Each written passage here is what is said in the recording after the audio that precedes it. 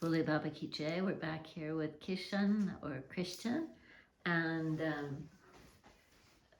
I wanted to ask him about what brought him to the ashrams in America, because he said he was at the Malmo ashram for some time in Nebraska, Yeah. and then he came to the ashram where I live in Crestone, Colorado. So I'm particularly interested in that part. But go ahead.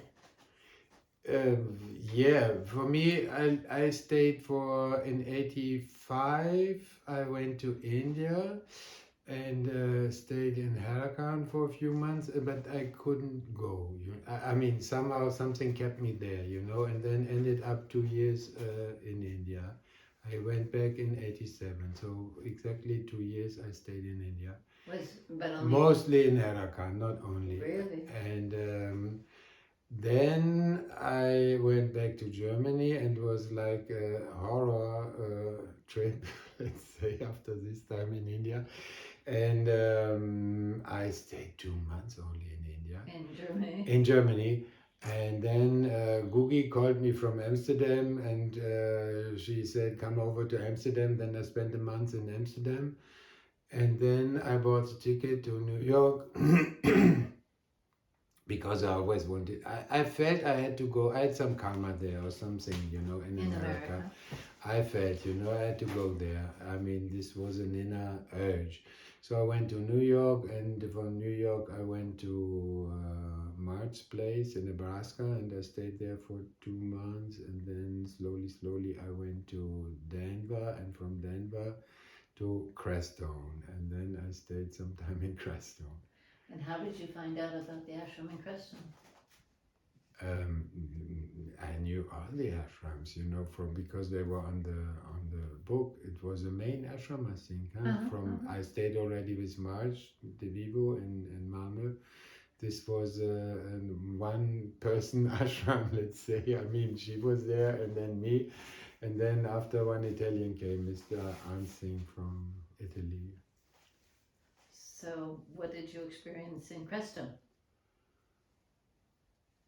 Oh, yeah, it was an interesting place, I mean, in the mountain, and then all these different communities from different religions.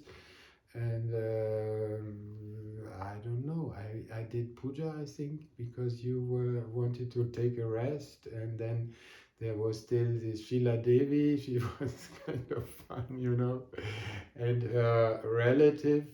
He visited this from Bombay, I think, a Pandit. And Radhesham. yeah, Radhesham was there, yeah, and some others. And yeah, it was an incredible place, very strong, energy anyway in this place. I mean, I liked it. I was there in the summer, and yeah, I went up to the mountains for Vision Quest, and then there started this incredible rain. And I went back in the dark without a torch. I just went down the mountain, and I think you were already a little bit worried about me. And then I came in the night, I came down from the mountain, and I made already my tent, everything ready, and then it rained and rained and rained and rained and rained. I said this was the most heavy rain since ages, they told me after. Yeah, and then I went on to New Mexico, and then California, and then Hawaii, and then back to India. So, now so it was 87, 97, 2007, 17, 35 years, I suddenly meet you here. Yeah. And I recognize you. Yeah, this is. So do you come to this, do you live close to this ashram here? No, I don't. I mean, I live near Berlin, in the East Germany. So, but you come here for celebrations? Yeah, I do. I mean, I come here quite frequently because now I have a house here also. I bought one, but it's rented, and but I don't want to move here at the moment. I mean, you bought one in Rieferath. Yeah. Oh my gosh. But why are you attracted to come to the ashram still? What do you like about this Babaji group? What attracts you? Babaji attracts me, maybe not the group. I don't know. Sometimes I think they. Yeah, no. I don't know. I mean, it's. Babaji pulled you? Yeah, of course. I do every day. I do puja in my house. Since 40 years. I think it's in my blood. Let's say. Yeah, because you said right from when you were little. Yes, I think he called me already when I was a child, because there was always, my first remembrance in this body was I'm wrong here. I felt always I'm wrong here wrong in in this Germany. family, in this environment, and I was always hiding my legs, crossed legs, in one little shelter in the house, and I was like, and when I was 14, I saw film. This was in the early 17th, saints in the Himalayas, and I immediately wanted to go there, leave everything, if I would have been in India, maybe I'd done, and it really called me to India already when I was very young, and then Babaji, I was 2 weeks in Sri Lanka, and then he catch me, So I've always been after you your whole life, huh? Yeah, in a way. So I don't even have a reason. I mean, I'm just here, because it's. I can't say, it's my nature. Why did you buy a house in Rieferath? Because I had lots of money in the bank and You want to invest it. couldn't think of a better place than Yeah, Rieferath. no. I was thinking I buy this, and all, and then this house was for sale, and a good friend of mine, she was after the house, and she wanted to rent it, and then I was thinking, okay, I buy the house and give her for rent, and they take care very well, and I don't have to, I get some rent, and they are happy, and I'm happy, and the money is gone, Babaji, what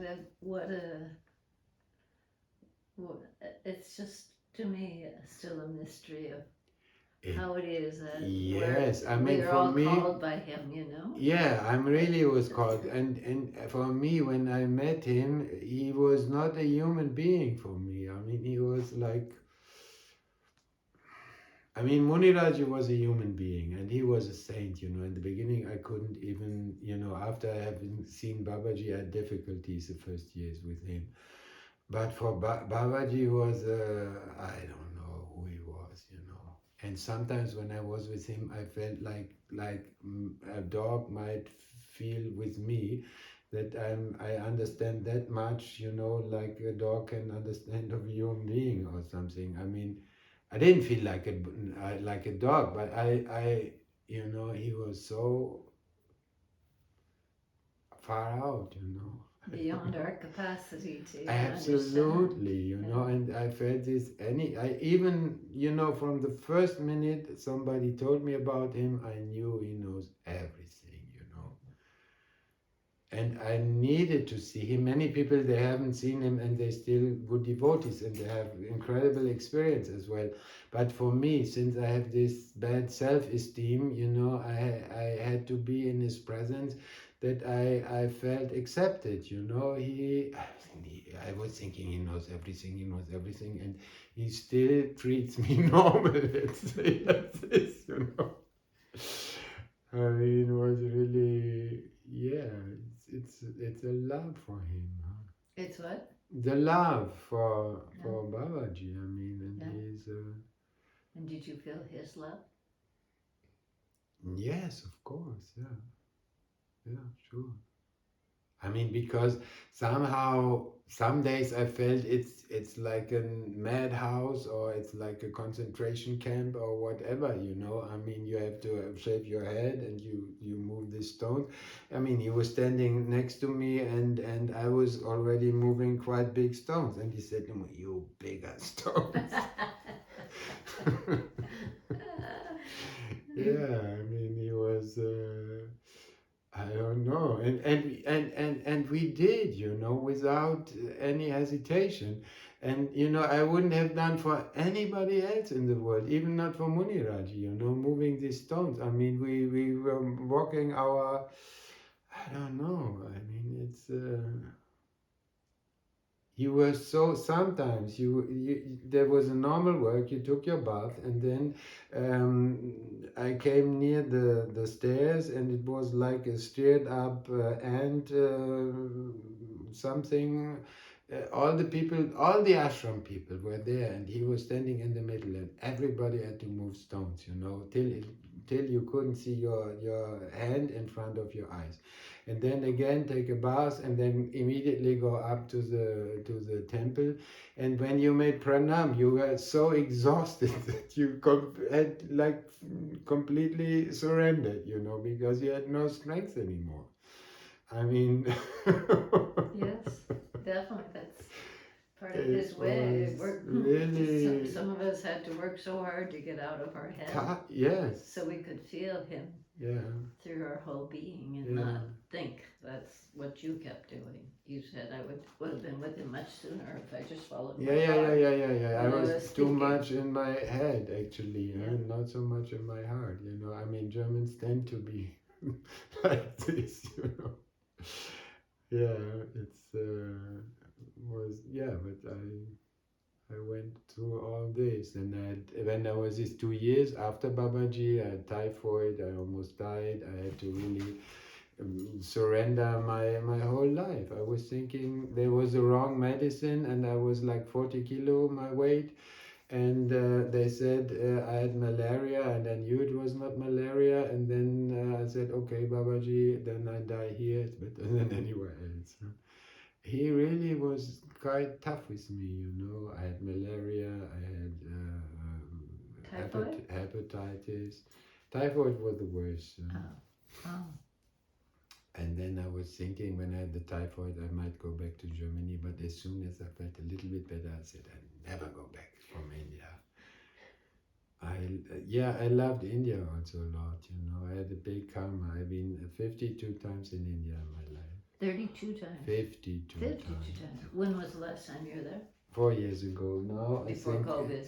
Before Before COVID, COVID. yeah. I mean, I went only to Herakan University, like Babaji said. I didn't have any education, and then finally, I was thinking the Kranti is coming soon, and then I said I stay in India until it's over. But then it didn't come, and then I started to do some business, and it was quite Business here in Germany. in Germany, yeah, Uh-huh. from India. So I had always a reason to go to India, so I always went back and forth, and so Muniraji always 2-3 times a year, and like this. But now I think the time is over. I'm happy here. I mean, I can be where I am.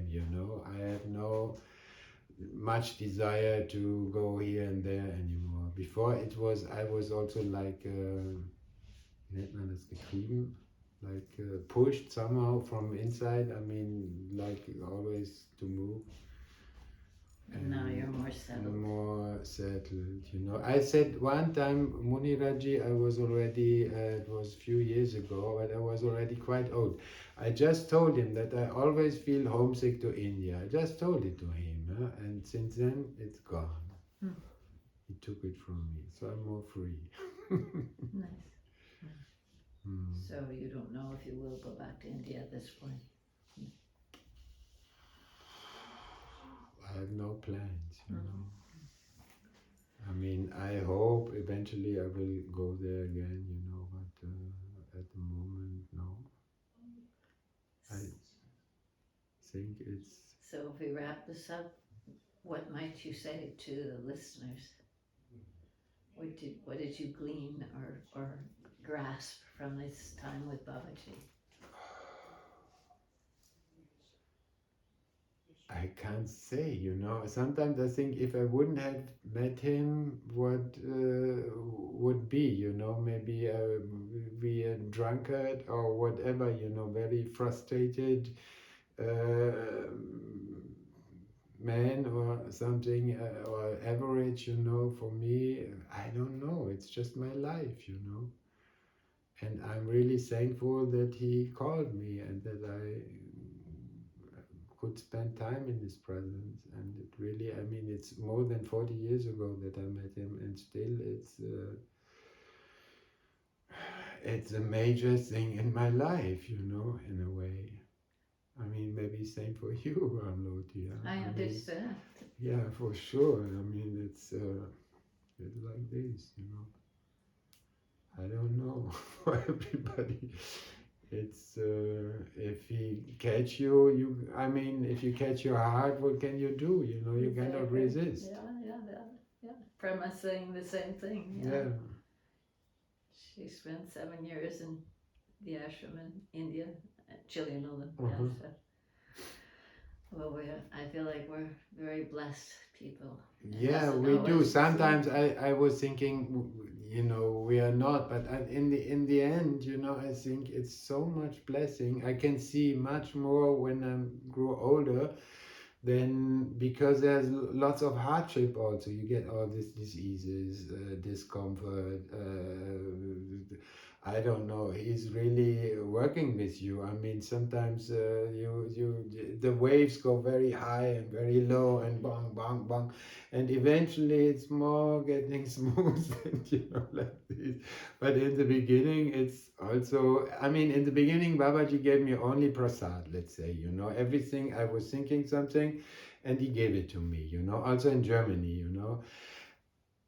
But when you hooked on, really hooked on, then comes the hard times, you know, he gives you many hard lessons. And I mean, if they would have come in the beginning, I think you would say, no, it's nothing for me, you know. I've heard say, you know, with the guru that there's the sort of the romance time, you know. Where, yes. You know, where. Yes. It's like falling in love, you know. This is exactly this, you know. I just fell in love with him, you know. Yes, I understand. Very blessed. Mm. Well, thank you for sharing everything so yeah. deeply with us. Thank you too. Bhole Baba Ki Jai. Bhole Baba ki jai.